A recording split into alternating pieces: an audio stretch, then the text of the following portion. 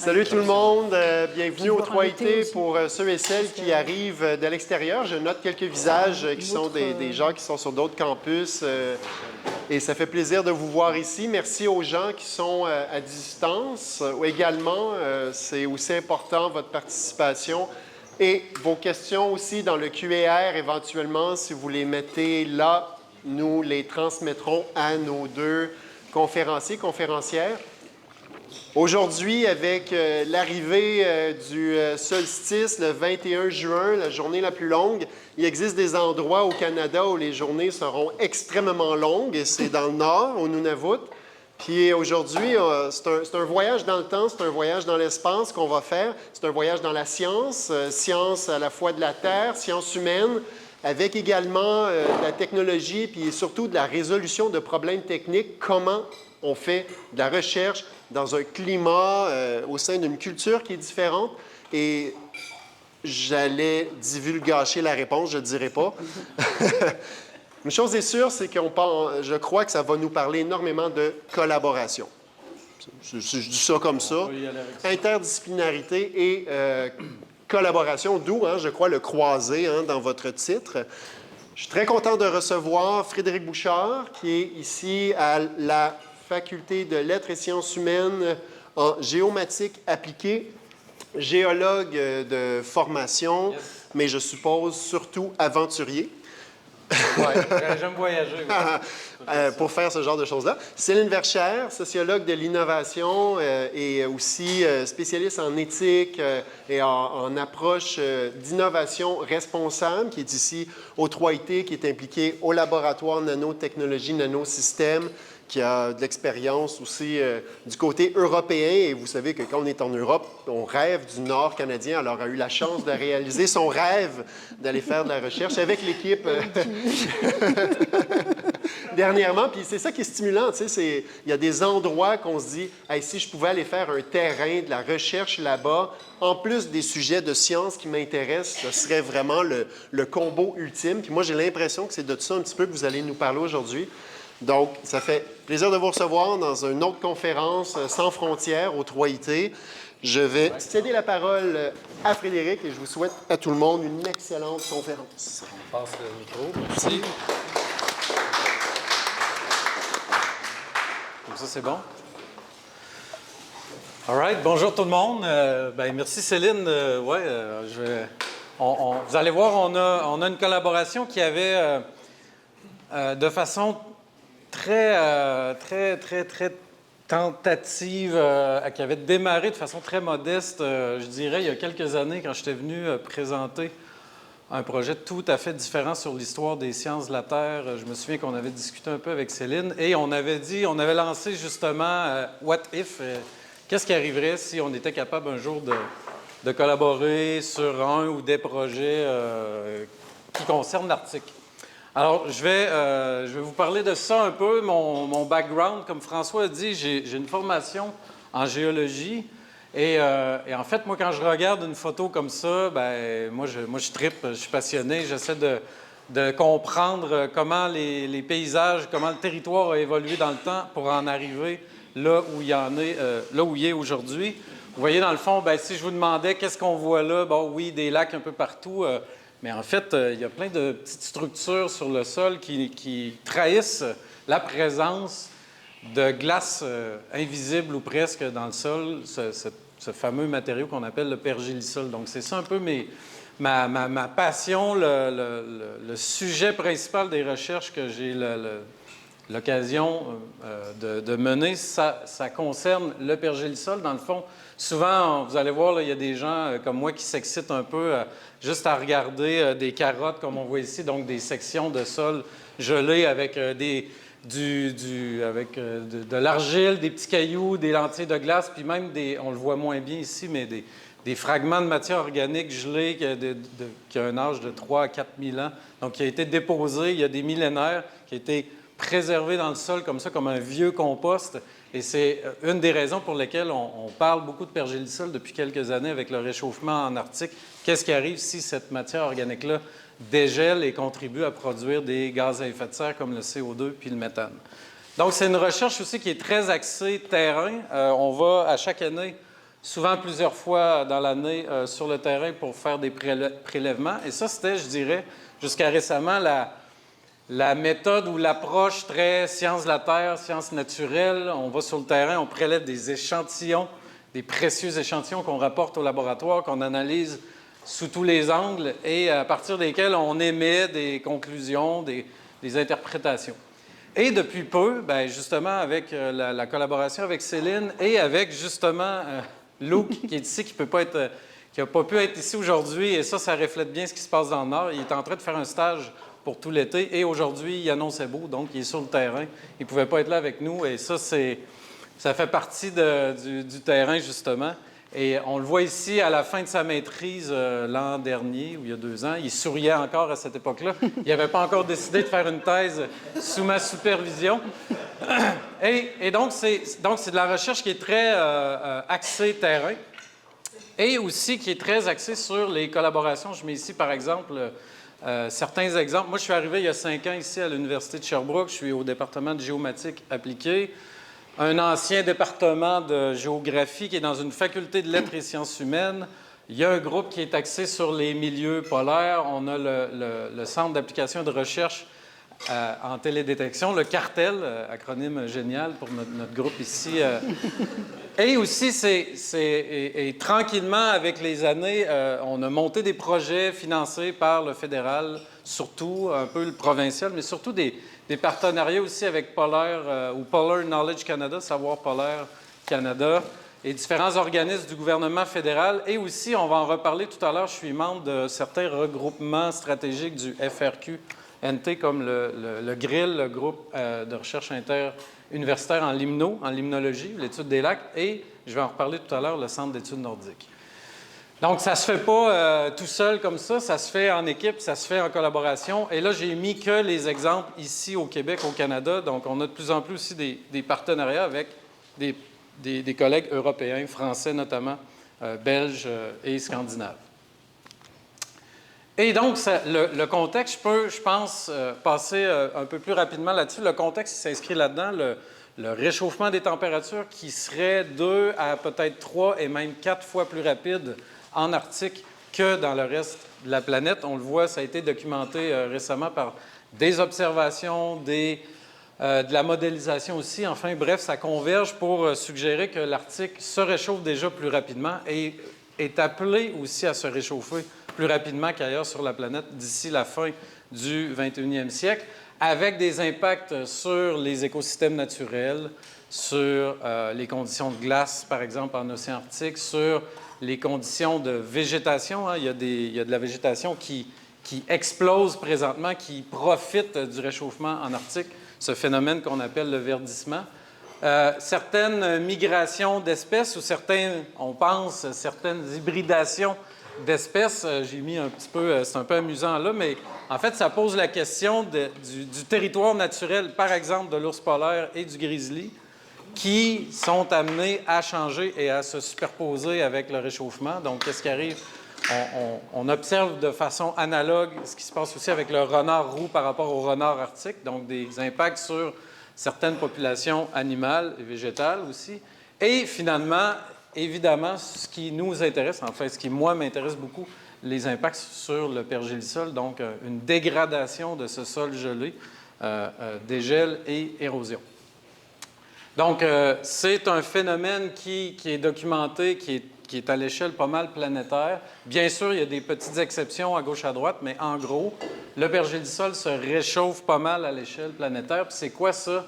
La définition, là, c'est n'importe quel matériau avec une température en bas du point de congélation, en bas de 0 degré. Ça peut être de la roche, ça peut être du sol, ça peut être de l'argile, du sable, des cailloux, de la matière organique. On a même, dans certains cas, de l'eau sous forme liquide dans le pergélisol quand les conditions le permettent. Donc, autrement dit, le pergélisol, ils ne font pas comme la glace ou la neige. Le pergélisol dégèle. C'est un mélange de plusieurs matériaux. Et pourquoi on s'intéresse au pergélisol ou au sol gelé à l'autre bout du monde? Bien, pour des raisons, je dirais, de 2 ordres.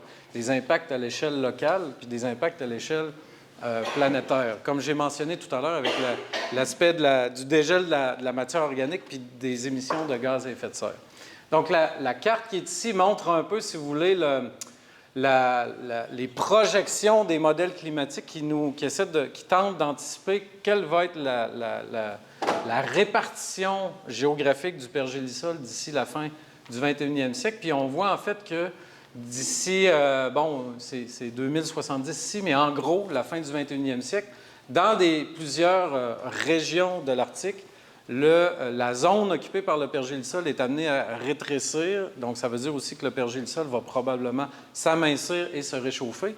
Et en fait, il y a plusieurs sites dans le centre de l'Arctique canadien pour lesquels on n'a pour l'instant presque pas de données de terrain, très peu d'informations pour vérifier ou valider tout ça. Et j'y reviens, je vais y revenir tout à l'heure. C'est une photo qui a été prise il y a 2 ans sur le bord de l'océan Arctique, au village où on s'apprête à voyager tout à l'heure, donc Cambridge Bay, qui montre des signes, ah oui, OK, on voit pas mal mieux comme ça, qui montre des signes de dégradation précoce du pergélisol, sous plusieurs formes. Donc, je vais vous parler tout à l'heure, à partir de maintenant, du village inuit de Cambridge Bay, qui est ici dans le coin en bas à droite. Donc, c'est où ça? De Sherbrooke, théoriquement, c'est 3300 km à vol d'oiseau. Puis quand vient le temps d'y aller pour vrai, ça donne ça. OK? Ça veut dire un vol à Vancouver ou des vols à Vancouver. Ou parfois, ça passe par Edmonton et ensuite Yellowknife et ensuite, peut-être pas d'autres villages, mais peut-être 1 ou 2 ou 3 autres villages selon le sens du vol en question et s'il fait... à peu près 24 heures. C'est un bon 24 heures, des fois 2 jours. On en reparlera à notre collègue Madeleine qui a déjà mis 2-3 jours à y aller au bout de sa vie et de sa patience. C'est selon les conditions météo. Il y a plusieurs compagnies aériennes qui sont impliquées dans le même trajet, donc des fois, il y a des petits défis. Donc, ça ressemble à ça. Donc, on va parler du village, puis je porte votre attention tout de suite sur cet immense lac-là, le lac Kitigat, qui est ici. On va en parler un peu moins ici, mais l'immense lac Ferguson qui est là et la baie qui est là. Je le mentionne tout de suite parce que les plans d'eau sont absolument essentiels dans la topographie du coin, dans l'occupation du territoire par la population locale, par les Inuits, la communauté inuite du coin. Et donc, comme je disais, la démarche de recherche était, jusqu'à relativement récemment, était très axée sur les sciences naturelles. Et en fait, l'hiver dernier, l'hiver 2025, avec Luke, donc qui s'apprêtait qui était dans sa dernière année de maîtrise, puis qui avait manifesté un souhait d'élargir puis d'inclure davantage d'aspects. C'était pas nécessairement précisément sur les sciences humaines à cette époque-là, mais il voulait impliquer les gens de la communauté. Donc, on a organisé un premier workshop, un atelier l'hiver dernier, où, dans le fond, c'est une formule extrêmement simple. On avait apporté des cartes, puis on s'est assis avec les gens de la communauté, les elders, qu'on appelle les personnes qui connaissent bien le territoire. On voit Luke ici, qui était justement avec une interprète, parce qu'il y avait certaines des elders ici qui ne parlaient même pas ni le français ni l'anglais, mais que l'inuit Narktun, la langue locale. Donc, on a organisé un workshop, un atelier, et les gens du coin nous ont expliqué, ou nous ont montré les sites où, eux, ils voyaient des défis, des problèmes, des préoccupations face au changement climatique, au changement dans le territoire. Puis, je vais vous montrer des exemples de ça. Donc, suite à cet atelier-là, on a identifié plusieurs sites d'études. Donc, ça va être ça dans le cadre du projet de doctorat de Luke. Ça va être d'explorer ou de monitorer, de surveiller des environnements comme une rivière ici qui est très, très turbide. J'y reviens tout à l'heure, qu'on a appelé de façon très informelle pour l'instant Murky River. Oui? C'est quoi l'échelle? Ah oui, c'est pas là-dessus, mais l'échelle, pour vous donner une idée, on voit le petit village. En fait, c'est un village d'environ 1200 habitants qui est ici. On a entre le village et le lac Kitigat environ 40 km. Okay? Donc ça ici, du point où il y a le pointeur ici à la série de lacs qui sont là, une quarantaine de kilomètres. La rivière qu'on voit ici fait une dizaine de mètres, pas tout à fait une dizaine de mètres de large ici, là, la Murky River. Et c'est pourquoi on en parle? Parce que c'est comme cette rivière-là ici, Iqaluit, c'est une rivière qui traditionnellement, c'est là où la population locale allait pêcher. Donc c'est évidemment pour des raisons historiques, culturelles, food security, sécurité alimentaire. Donc, les rivières sont super importantes dans les environs parce que c'est là où se promène l'Arctic char, l'omble chevalier, qui est une ressource alimentaire majeure là-bas. On a aussi identifié, par exemple, et ça nous a vraiment intéressés au plus haut point. Il y a des collègues ou des collaborateurs là-bas qui ont pris certaines photos où on voit carrément de la glace dans le sol très massive, très riche. Probablement, ça se pourrait être peut-être la glace, l'ancienne glace de glacier enfouie dans le sol. Bref, tout ça pour dire que si ça dégèle ou si la glace fond en milieu côtier, vous pouvez imaginer la quantité de sédiments et les défis pour la stabilité du sol. Et aussi d'autres rivières dans les environs. Donc, la baie ici, Wellington Bay, il y a 3 ou 4 rivières majeures qui se jettent dans cette baie-là. Des rivières à poissons, donc qui sont très importantes pour l'entreprise locale qui transforme le poisson. Et finalement, le site côtier ici, Flagstaff ou Cognac, où on observe justement la photo tout à l'heure que j'ai montrée de glissement de terrain, ça vient de là. C'est un site qui est en érosion active spectaculaire depuis à peine 2-3 ans maintenant. Je vais y revenir tout à l'heure. Donc, plusieurs sites sur le territoire qui ont été identifiés. Et dans le cadre du travail de terrain de Luke, qu'on le voit juste ici, c'est en gros... oui, il y a quelques moustiques. Vous allez voir dans certaines photos, il y a 2-3 moustiques dans le... Tiens, je peux peut-être en revenir, je sais pas. Juste pour... bon. Ça... ouais, il faut juste être zen, si je pourrais dire. Donc, le but, en gros, l'objectif, c'est de documenter les signes avant-coureurs, les signes récents de dégradation du pergélisol dans les environs, en collaboration avec la communauté. Donc, comme je mentionnais tout à l'heure, identifier des sites prioritaires selon eux pour justement documenter ces sites-là. Puis, surtout, ce qui nous intéresse et ce qui les intéresse aussi, c'est quoi les impacts sur la qualité de l'eau, les écosystèmes aquatiques, la ressource en poissons, la turbidité ou la clarté de l'eau de rivière, par exemple. Donc, il y a comme 3 grands volets, si je pourrais dire, au projet de thèse. Donc, il y a un projet sur les lacs ou les mares. J'attire votre attention ici, c'est les 4 roues, les quads qui sont ici pour l'échelle sur le terrain. Donc, on a une photo prise du drone. Puis, on voit ici, en fait, que c'est un nouveau lac qui est en formation depuis les dernières années. On voit d'ailleurs les marges,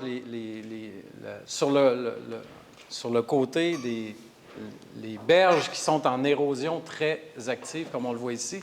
Des blocs de tourbe qui basculent dans le lac. On voit même des signes où on voit les structures de glace qui datent de quelques milliers d'années, qui sont même en train d'être érodées, puis la glace qui génère cette eau-là très froide et chimiquement très différente du reste des plans d'eau de la région. Donc ça, c'est un exemple. Les lacs, il y a des nouveaux lacs, autrement dit, qui se forment aujourd'hui sur le territoire, et il y a des lacs qui vont, au contraire, s'assécher ou se drainer. Donc, on passe du milieu terrestre au milieu aquatique et vice-versa. J'ai mentionné tout à l'heure la Murky River, c'est la rivière qu'on voit là, ici. Encore une fois, vous voyez dans le fond l'eau, je pense que c'est l'eau qui est dans la rivière en waders, en train d'installer un mouillage. Et en fait, cette rivière-là, elle est préoccupante parce que, je pense que j'ai une petite animation ici, à quelques endroits le long de cette rivière-là, on a des ravins d'érosion, si on veut, des endroits où il y a beaucoup d'érosion thermique, qu'on dit, donc l'érosion causée par le dégel, des ravins qui peuvent faire plusieurs mètres de profondeur et qui génèrent tous ces sédiments-là qui finissent dans la rivière, et on voit très bien l'impact que ça a sur la clarté de l'eau. Et en fait, ce qui arrive, c'est que cette Murky River-là se jette dans la rivière Kitigat, qui est une des rivières culturellement, historiquement importantes pour le village. Donc, il y a une préoccupation à ce niveau-là. Qu'est-ce qui va arriver avec la qualité de l'eau, l'habitat du poisson dans les prochaines années? Et finalement, l'exemple des glissements de terrain, je vais vous montrer quelques photos de la pointe de Flagstaff, qui n'est pas loin du village ici. Donc, ça ressemble à ça ici, comme on voit. On voit plusieurs bancs de sable. Dans le fond, c'est un paysage qui a évolué depuis les derniers millénaires, qui est pour des raisons d'ancienne glaciation. Là, le paysage est en relèvement isostatique, qu'on appelle. Donc, le paysage sort de l'eau, si on veut, à l'échelle quelques millimètres par année seulement. Donc, le niveau marin est en retrait relativement lent, mais donc ça s'illustre par des formes du paysage très variées, comme on voit ici, les anciennes crêtes de plage, si on veut. Et, oups. Ah, c'est le fameux. Ah, je pense qu'il a fait son nervous breakdown. Ah ouais, c'est ça. C'était une image à haute résolution, puis tout à l'heure, on regardait avec Céline, puis il y avait un peu de mal à... En tout cas, c'est comme s'il trouvait que l'image était trop pesante. Bref, on voit le paysage ici. Donc, il y a à plusieurs endroits des glissements de terrain en milieu côtier, comme on voit ici. Donc, le numéro 1 qui est localisé là. Et pourquoi on en parle? Pourquoi on s'y intéresse? C'est qu'à plusieurs endroits, c'est les petites étoiles rouges ici. Il y a des chalets, des cabines, des chalets. Donc, les gens, durant l'été, en fait, le village, ils ne se vident pas au complet, mais il y a plusieurs personnes qui ont leur chalet pour aller pêcher durant l'été. Puis, vous le voyez, là, si je rajoute quelques autres exemples, il y a 3 glissements de terrain majeurs dans la même péninsule qui se sont développés au cours des dernières années. Donc, les gens du coin, bien, ils se demandent, est-ce que je vais devoir déplacer mon chalet? Est-ce que je vais pouvoir le garder là? Est-ce que carrément, il va falloir le déménager à un autre endroit plus haut dans les terres? Donc, c'est des questions, des préoccupations majeures que les gens du coin ont. Puis, pour vous montrer un peu l'ampleur du truc, bien, on voit la hauteur qui fait quand même plusieurs mètres. Mais moi, le géomorphologue en moi est interpellé par le contact ici qu'on voit entre les sédiments plus sableux, graveleux qui sont au-dessus, brun très foncé, et ce que vous voyez juste en dessous, le gris bleuté, là, ça, c'est de l'argile. Et ça, en fait, ça peut être très riche en glace, et quand ça dégèle, bien, vous le voyez, là, tout en avant, ça génère une espèce de piscine de boue. Donc, évidemment, le terrain, après ça, il n'est plus du tout praticable. Et donc, ça peut progresser, comme je vais le montrer, extrêmement rapidement. Ça, c'est une photo que Luke a envoyée la semaine dernière. Il est reparti, donc il est encore là, il est là présentement. Et il a pris une photo, donc c'est des conditions de fin du printemps. Les glissements de terrain que je vous montrais tout à l'heure, ils sont ici et ici. Et en fait, la glace de mer est encore là, est en train de partir présentement. Puis on voit que les endroits où il y a des glissements de terrain, c'est là où s'accumule encore un peu beaucoup de neige. Et je termine avec ce volet-là, en tout cas pour cette partie-ci, la géomatique dans tout ça. Pourquoi nous, on continue d'utiliser des outils de géomatique? Parce que ça nous permet de quantifier, en fait, d'observer de façon assez précise les changements dans le paysage. Donc, on va utiliser des images satellites, bien sûr, des photos aériennes d'archives quand on y a accès, et aussi des relevés de drones. Et en fait, ce qu'on utilise, c'est un outil qui nous permet de distinguer à chaque année c'est quoi la position du rivage. Par exemple, vous avez ce qu'on appelle la baseline qui nous sert de, justement, ligne de référence, et on cartographie à différentes époques, différentes années, la position du rivage des lacs, et ensuite, on trace une série de transects perpendiculaires à ça qui nous permettent, ouf, je pensais qu'il allait remourir encore, qui nous permettent à la fin d'obtenir sur des cartes les endroits où il y a eu le plus grand recul dans le trait de la côte. Donc, vous voyez ici en rouge, ça, là, c'est les chiffres que vous voyez là, 6 à 8 mètres. Ça a été mesuré entre le 28 juillet et le 22 août de l'an dernier. On parle de même pas un mois, on parle de 3 semaines environ. OK? Puis on voit, bien sûr, l'activité d'érosion des côtes, elle est concentrée dans quelques semaines durant l'année parce que sinon, c'est gelé le restant de l'année. Mais on voit des taux de recul ou des reculs, un recul total qui est extrêmement important, plusieurs mètres dans le même été ou dans le même mois de juillet-août, finalement. Et aussi, une des questions que les gens du coin se posent, c'est, bien, il y a un aspect aussi, qu'est-ce qui arrive avec les sédiments qui sont libérés de ce vieux compost-là du pergélisol? Il y a de la matière organique. Il y a aussi parfois certains métaux qui vont se combiner à la matière organique, comme le mercure, qui peuvent ultimement aboutir dans la chaîne alimentaire. Et donc ça, bien, c'est une question très préoccupante pour les gens du coin. Et on voit ici d'ailleurs, là, justement, une petite lagune côtière qui recueille toutes ces eaux-là de fonte de la glace puis du dégel du pergélisol. Donc, je termine avec ça, juste pour vous montrer la rapidité du processus.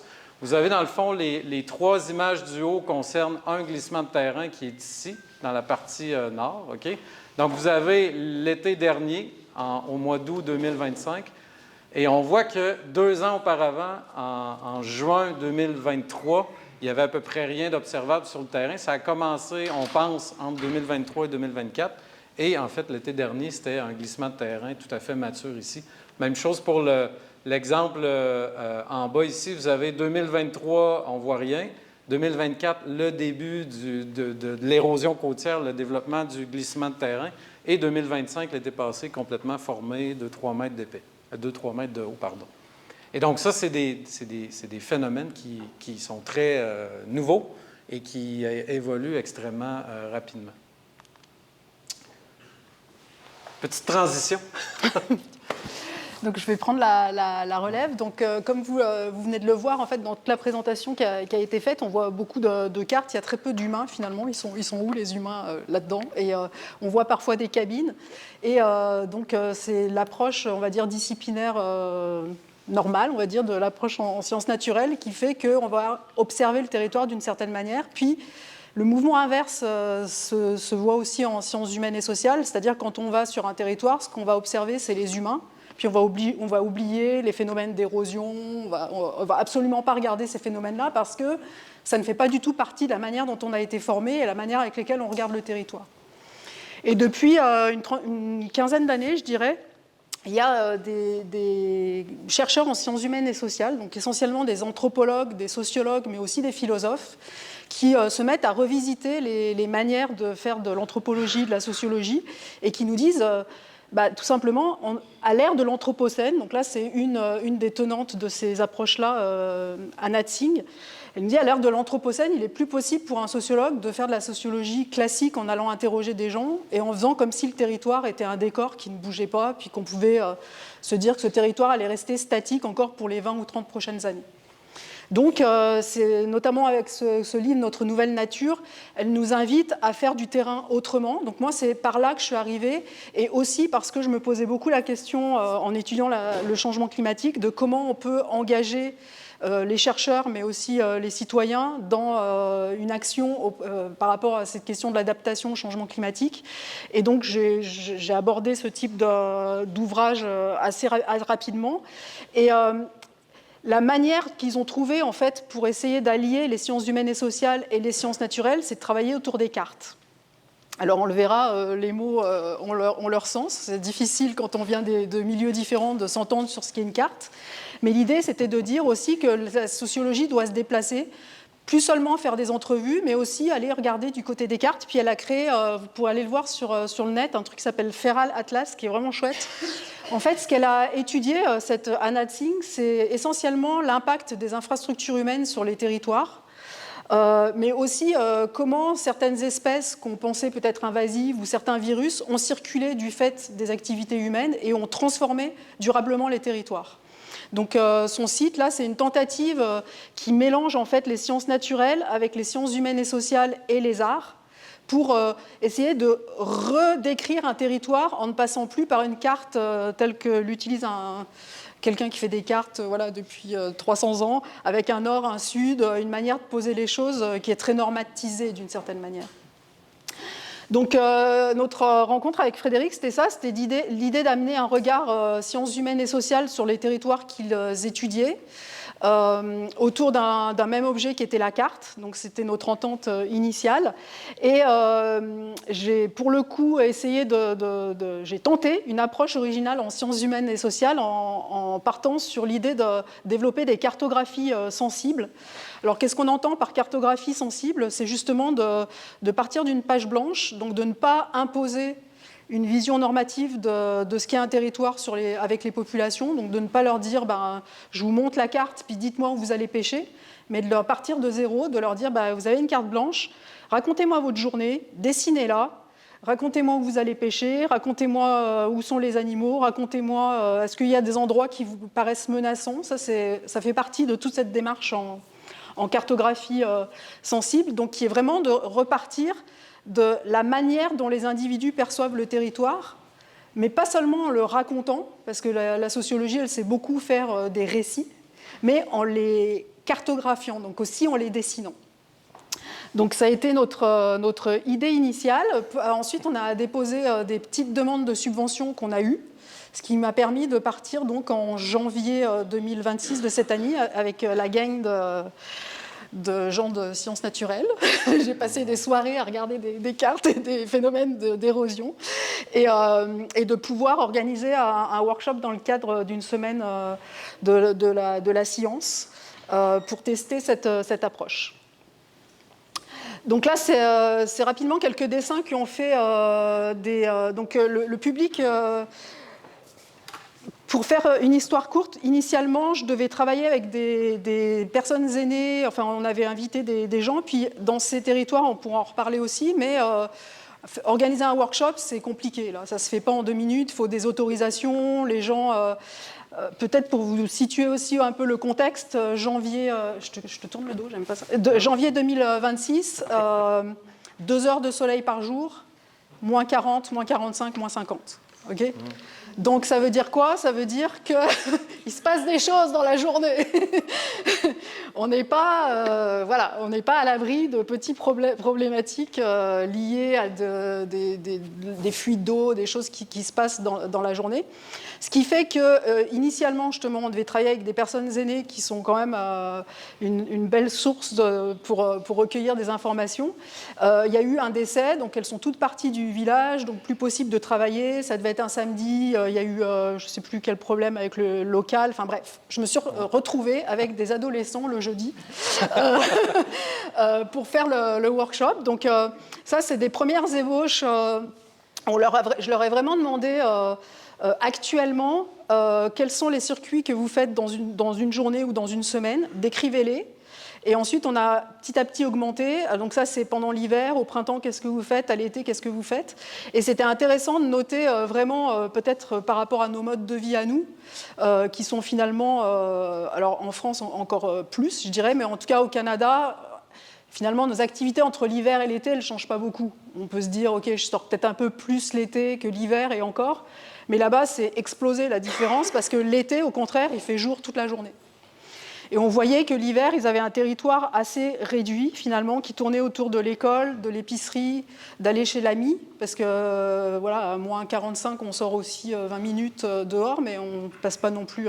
Et ils voyaient the land comme une menace, ce qui était intéressant aussi de voir le territoire, c'est-à-dire à partir du moment où je rentre dans ce grand espace blanc, il peut arriver des choses, et on le comprend très bien. Par contre, dès qu'on leur parlait de l'été, là, le territoire a été explosé. Donc, ils vont à des kilomètres et des kilomètres. Ça, on avait un peu pu le voir aussi avec le workshop sur les cartes. Ils vont pêcher à des endroits qui sont très, très grands. Et c'est intéressant aussi de voir que les lacs n'ont pas un seul nom. Ils ont 5-6 noms chaque lac selon les parties ou les portions dont ils vont parler. Donc, c'était une première ébauche qui nous permet de voir peut-être la dynamique dans laquelle on va pouvoir travailler pour la suite, justement de mettre en regard les cartes faites par les gens des sciences naturelles et ce qu'on en exploite, et puis les cartes faites par les gens sur place. Donc ça, c'est des questions plus générales qui m'ont interpellée au cours de ces journées-là et dont Luc, d'ailleurs, Pasco, qu'on remercie aussi pour les photos, parce que c'est essentiellement lui qui les prend. Mais il est très sensible à ces questions-là venant de la géomatique et des sciences naturelles. Dans les pays dans les régions du Grand Nord, toutes les questions qu'on peut se poser ici de manière un peu molle, elles sont comme rendues plus importantes sur ces territoires-là. Notamment la question de faire de la recherche sur ou avec. Donc ça, c'est souvent des questions qu'on se pose, nous, en sciences humaines. Donc, faire de la recherche, par exemple, sur le changement climatique. Je vais à un endroit, je prends des données, je publie, j'ai fait de la recherche sur. Faire de la recherche avec les populations pour parler du changement climatique, ça déplace complètement la manière dont on fait de la recherche. Pourquoi ? Parce que il faut aussi leur rendre des comptes. Et peut-être pas sous la forme d'un article. Alors, il y a la question de leur rendre des comptes, mais toutes ces personnes-là, puis Luc, lui, il passe beaucoup de temps sur ce terrain, il fait des mois et des mois de terrain. Elles disent, ça fait 100 ans qu'on voit des gens du Sud, comme ils disent, venir nous voir, puis ils restent une semaine, puis ils prennent tout ce qu'ils ont à apprendre, toutes leurs données, ils font de l'échantillonnage, ils repartent, puis ils publient. Alors ça s'améliore un peu, mais il reste une semaine, ils veulent parler à tout le monde. Et puis nous, là, on se sent comme un peu pris là-dedans. Puis surtout, on se pose la question de à quoi ça sert cette recherche qu'ils font sur nous. Donc ils se posent des questions qui sont vraiment cruciales. Puis dans un des workshops, justement, cette dame-là qui est une elders, qui s'appelle Julia, je pense. Julia, ouais.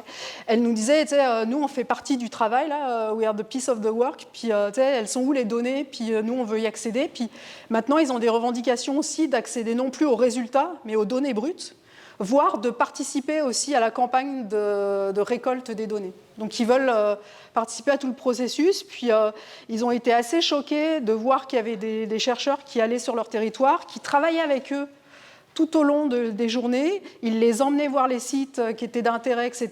Et après, qui publiaient en leur nom, en oubliant complètement tous ces gens-là qui les avaient aidés à récolter de l'information. Donc là-dessus, il y a une vraie question. Puis je trouve qu'elle est prégnante dans ces territoires, mais on devrait se la poser tout le temps, de toute façon, à partir du moment où on travaille avec des populations qui nous aident à aller sur les lieux puis à récupérer un certain nombre de données. Donc là, ils ont publié aussi des recommandations pour essayer d'engager les populations dans les recherches, comment faire, etc. Donc ça, c'est une vraie question que se pose vraiment beaucoup Luc. La deuxième chose, c'est la question de la recherche sur le territoire. Donc, d'une part, déjà, c'est sûr qu'il y a un intérêt à comprendre l'histoire, toutes les décisions politico-administratives qui ont fait que le territoire est façonné d'une telle manière. Donc, aussi pour comprendre Cambridge Bay où on était, c'est donc 1500 personnes. Donc, nous, on l'a vu l'hiver, c'est beau, c'est blanc, il y a la banquise et tout. L'été, c'est un autre paysage. Luc nous a envoyé quelques photos. Voilà. Autour du village, c'est un peu, comment dire, comment employer un mot, il y a de tout, on trouve de tout. Voilà, il y a beaucoup de déchets aussi.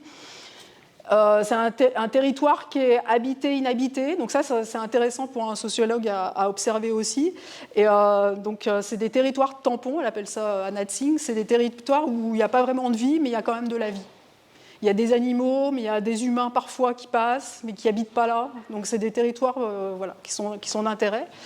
Donc pour nous, en tout cas, c'est intéressant à la fois de travailler sur l'impact du changement climatique, donc on l'a vu, les phénomènes d'érosion, les lacs, etc., mais aussi se poser la question de l'impact de nos propres infrastructures sur ce changement climatique, notamment, et ça peut paraître une goutte d'eau dans un océan, sans jeu de mots, mais quand on arrive en tant que chercheur, qu'on amène des capteurs, qu'on met dans l'eau, ces capteurs-là, dégèlent, les capteurs sont embarqués dans les lacs, etc.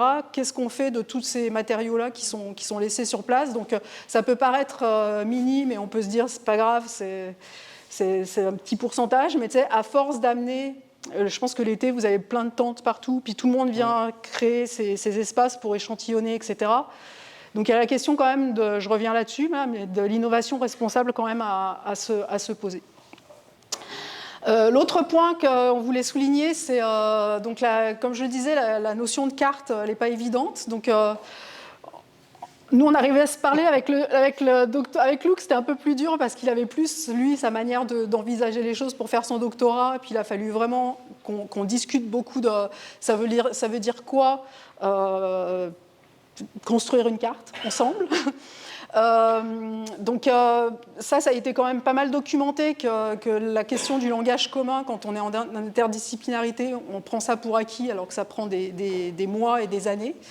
Et c'est vrai que dans les demandes de subventions, ils le considèrent comme un point acquis. Dès le T0, il faudrait qu'on se parle et se comprendre, alors que c'est très compliqué. Donc on est toujours en train de construire ce pont-là. Et il y a des chercheurs qui parlent plutôt d'îlots de rationalité interdisciplinaire. C'est un beau mot. Mais c'est juste pour dire que ce qui est intéressant dans des projets, c'est de se mettre d'accord sur certaines définitions ou certains concepts clés. Puis après, le reste, on peut laisser un peu chacun à ses spécialités. Puis voilà. Donc nous, par exemple, il fallait qu'on s'entende sur carte. Quand j'ai débuté ici en génie, le mot concept, par exemple, en sciences humaines et sociales, n'a rien à voir avec un concept pour un ingénieur. Donc, il a fallu aussi qu'on se mette d'accord sur ça veut dire quoi quand tu parles de concept, quand tu parles d'objets intermédiaires de conception. Ce n'est pas du tout aussi utilisé pareil en SHS. Donc ça, c'est aussi partie du projet qu'on est en train de mettre en place. Dernier point, on voulait peut-être vous parler de la suite, de l'avenir. Donc, je vais peut-être te laisser repartir. Ouais, je pense que c'était ça déjà. Juste mentionner rapidement, moi je suis membre du Centre d'études nordiques, donc le regroupement FRQ dont je parlais tout à l'heure, qui a longtemps, qui était historiquement, qui est toujours un regroupement axé sur les sciences naturelles, donc beaucoup des biologistes, des géologues, des géographes. Et depuis cette année, la dernière assemblée des membres, il y a eu un souhait d'élargir un peu plus à d'autres sciences, notamment les sciences humaines et sociales. Donc, quand ça s'est mis à discuter de ça, je pense la journée même ou le lendemain, j'ai écrit un message à Céline pour dire, va falloir qu'on te parraine pour ta future demande d'adhésion peut-être, ou en tout cas trouver des façons de recruter davantage de chercheurs en sciences humaines. Sinon, pour vous dire aussi qu'ici, il y a 2 autres projets qui se profilent. Donc, il y en a un qui est avec le CIDIS, qui est le Centre interdisciplinaire de développement international en santé, qui a la faculté de lettres et sciences humaines aussi, qui a travaillé avec 2 communautés, donc une au Nunavik, qui n'est pas le Nunavut, Nunavik, au nord du Québec, et au Pérou.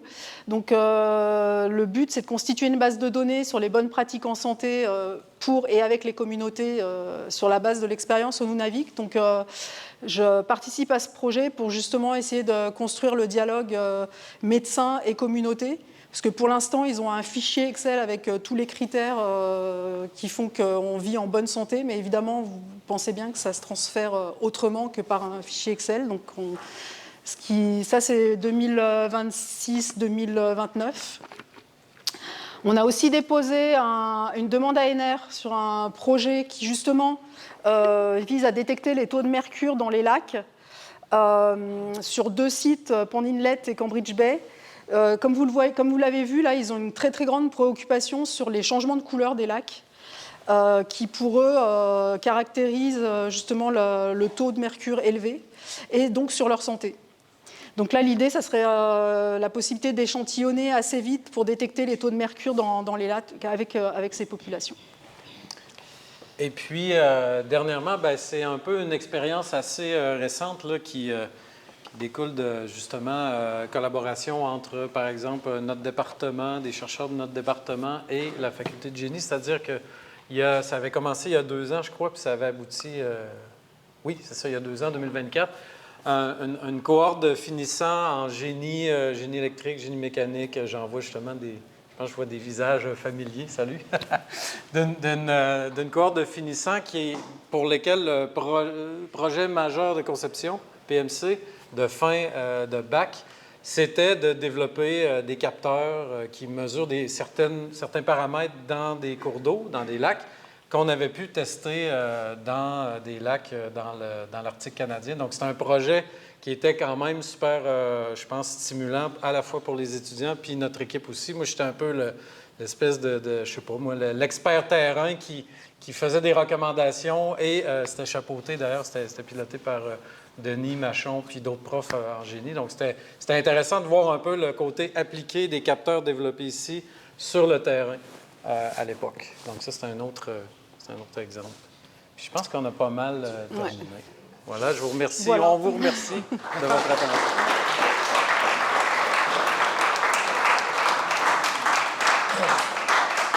Ah oui, c'est un petit peu choppy là, à l'écran. Là, c'est plus fluide dans l'ordi ici, là, mais ça montre justement la vue de la fameuse pointe à Flagstaff où il y a les glissements de terrain avec l'océan Arctique derrière, avec l'eau bleutée turquoise. Pas besoin d'aller dans le sud pour voir de la belle eau turquoise. Je peux s'emprunter ton micro? Oui. Yes. Merci énormément. Puis j'aimerais en profiter pour faire une plug justement sur les projets en cours parce qu'on a quand même ici des chercheurs qui participent à ce projet-là. Connaissez-vous le Centre de recherche international Université de Sherbrooke et Centre national de la recherche scientifique français, qui est le CNRS? C'est le Centre de recherche international Innovation pour une planète durable. C'est basé ici, à l'université. Il y a 17 thèses de doctorat qui sont financées depuis l'année dernière. Alors, il y a vraiment des projets très, très, très intéressants. Et je veux noter la présence parmi nous de porteurs de projets, Paul Charette, Joël Charrier, Céline ici, avec une collègue Alexandra Langlois qui est à l'Université de Rennes. Et vous avez un projet qui, son petit nom, c'est Caméra, puis c'est des capteurs automatisés pour le monitoring environnemental des régions arctiques. Donc, tu sais, dans le cadre de ce Centre de recherche international Innovation pour une planète durable, il y a des projets, en bon franglais, flyés, qui n'auraient pas lieu dans les créneaux habituels de discipline. Et dans ce cadre-là d'innovation pour une planète durable, c'est une hybridation, en fait, de tout ce qui est recherche en innovation responsable, transition et biodiversité, croisée avec les micro-nanotechnologies. Puis ça, c'est justement très bienvenu dans le cadre de la recherche scientifique. Et cette année, il y a un autre projet aussi d'un de tes collègues qui est en géomatique appliquée, Alexandre Langlois, qui concerne aussi le dégel du pergélisol et la modélisation au moyen de l'intelligence artificielle. Un projet aussi qui a été financé. Alors, comme quoi, il y a des liens à faire entre ce que vous faites là et la haute technologie. Puis je suis sûr que vous avez donné envie à du monde ici de développer peut-être un gadget avec plus de conscience humaine et environnementale. Alors, merci beaucoup pour ça. Il y a une question à distance. Je vais la relayer, puis à qui vous y répondra. Est-ce que vous êtes au courant si les histoires orales des populations locales informent la science actuelle? En d'autres mots, est-ce que les communautés de là-bas vous ont informé de comment le territoire a changé à travers les époques et que vos outils le confirment? Ouais, je peux commencer. Oui, il y a plusieurs exemples. D'évolution du paysage qui ont été remarqués de génération en génération, et c'est de l'information qui s'est transmise.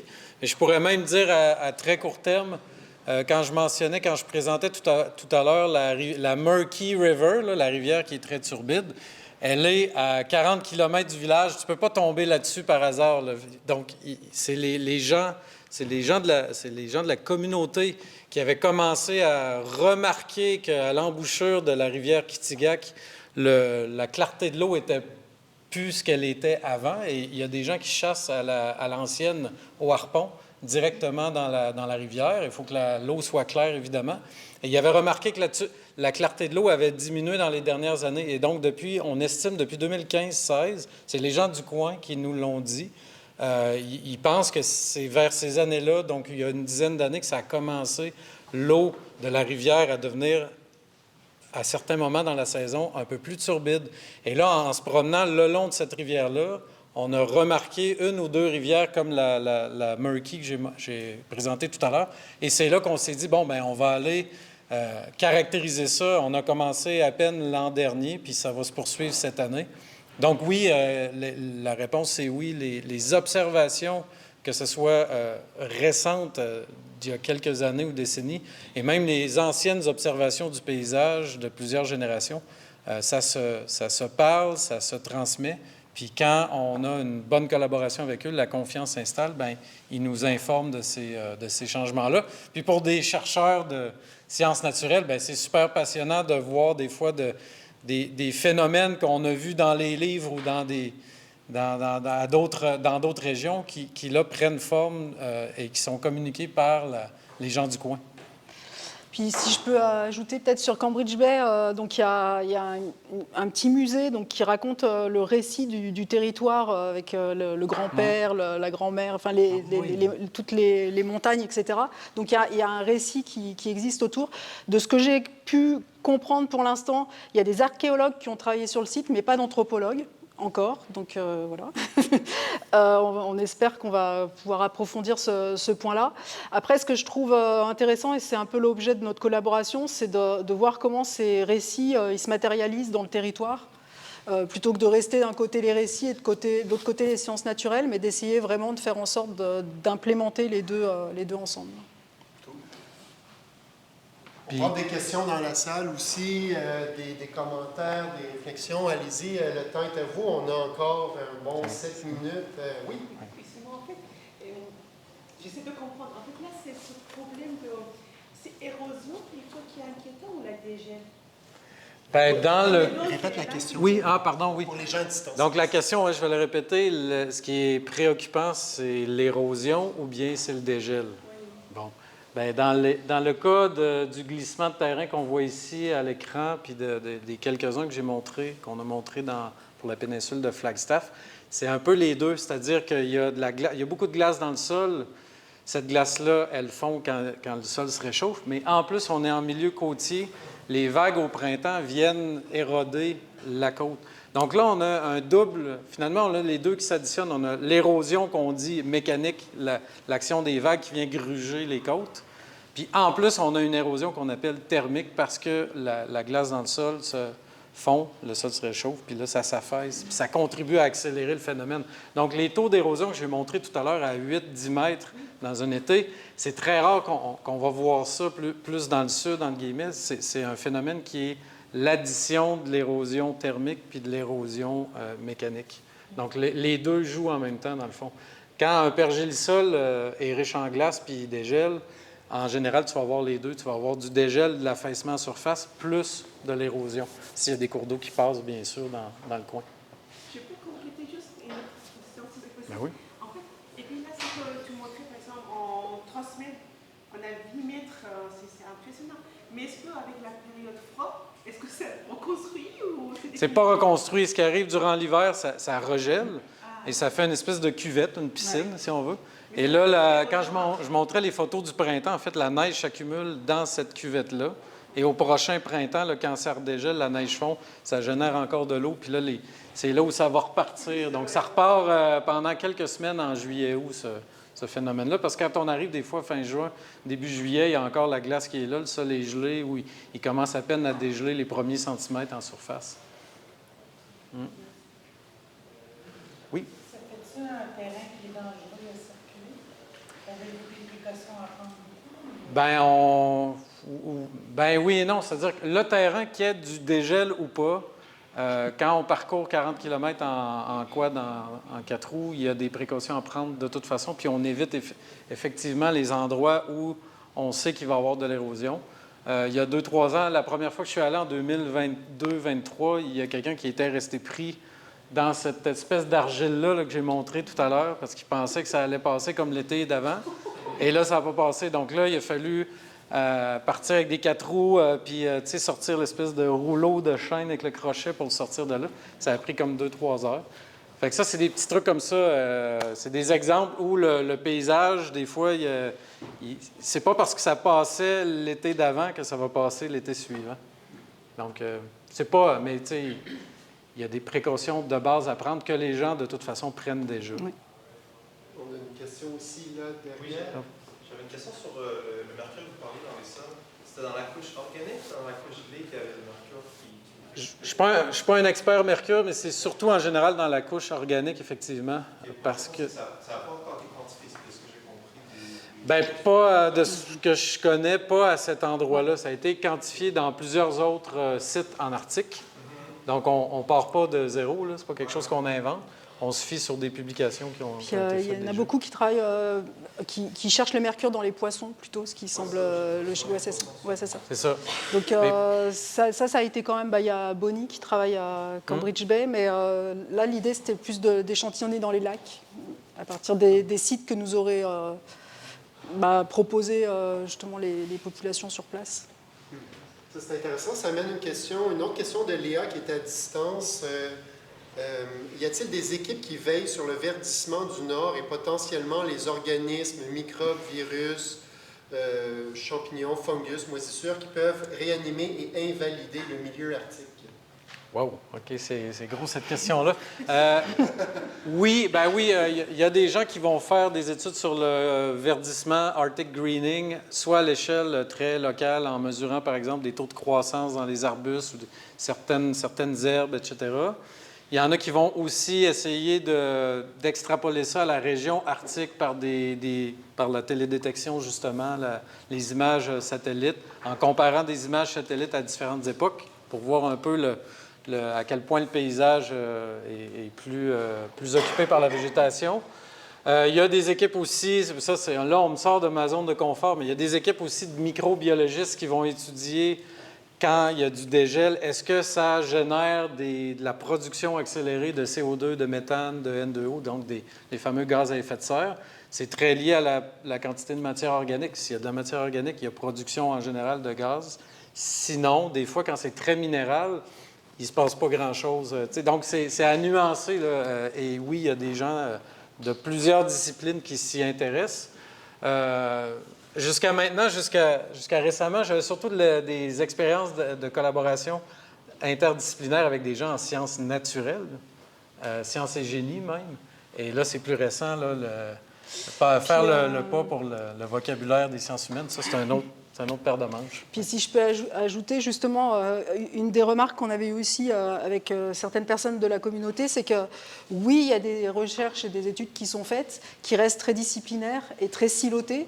Et eux, quand ils reçoivent ça, ils sont comme, mais qu'est-ce qu'on fait de cette information-là? C'est-à-dire qu'il y a quand même le passage à l'action qui manquerait. Donc il y avait aussi l'idée peut-être de tendre vers un observatoire ou quelque chose de plus global qui permette de réunifier un peu ces données et de leur permettre de les avoir pour ensuite agir. Parce que pour l'instant, je l'ai aussi constaté la semaine où j'y étais, c'est chacun vient, fait sa recherche, puis repart avec, selon son champ disciplinaire, repart avec ce qu'il a besoin pour faire sa recherche. Puis mais c'est ça m'a, depuis un an ou deux, on essaie de parler aux autres chercheurs qui font des recherches à Cambridge Bay pour qu'on se dise, là, il faut qu'on se parle, on arrête d'être les 3-4 à aller solliciter le conseil local pour des lettres d'approbation, je ne sais pas quoi. On va faire une demande de groupe pour tout le monde. C'est comme ça va être beaucoup moins lourd pour la communauté. Ça fait qu'on est dans ce processus-là, mais c'est pas un réflexe qu'on a d'habitude. On a tendance à être dans notre petite expertise. Peut-être une expérience juste de pensée ou de...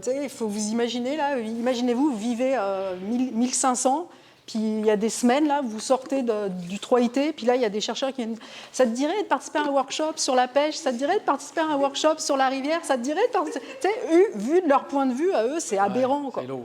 C'est lourd et c'est aberrant. C'est-à-dire qu'ils se disent, mais... Puis, donc, ils participent au workshop, OK, puis les résultats, 1 an, 2 ans plus tard, pas actionnables, puis ça recommence l'année d'après. L'été, l'hiver, il faut se mettre un peu aussi, moi, c'est ça que j'ai senti, donc il y a une sorte de rapport, on veut jouer, mais on a pris quand même la mesure de ce que ça implique, puis on veut peut-être plus de garanties sur les conséquences, puis je trouve ça assez juste finalement. Merci beaucoup, c'est à peu près le temps qu'on avait. On est encore là. Il a une dernière question. Une dernière petite, ouais. une petite vite. Question rapide, vas-y. Non, je me demandais quel était un peu le niveau de l'inquiétude des communautés et comment ce niveau d'inquiétude il échange un peu avec le vôtre. C'est-à-dire, vous arrivez, vous leur dites rien, eux, vis-à-vis de leur constat, d'érosion, etc. Et est-ce que vous leur apportez des inquiétudes ou est-ce qu'inversement, eux, ils vous apportent des inquiétudes? Et comment ils le vivent, ce changement, un peu en termes ça les une catastrophe, on peut plus bêcher, ou alors non, on a vu changer de média. Comment tu reformulerais la question pour les gens à distance? Oui, OK. Bon, la question, les inquiétudes, est-ce que les inquiétudes de la communauté sont un peu les mêmes que nous, on pourrait avoir, puis comment on interagit avec eux? Est-ce qu'on amplifie leurs inquiétudes ou l'inverse?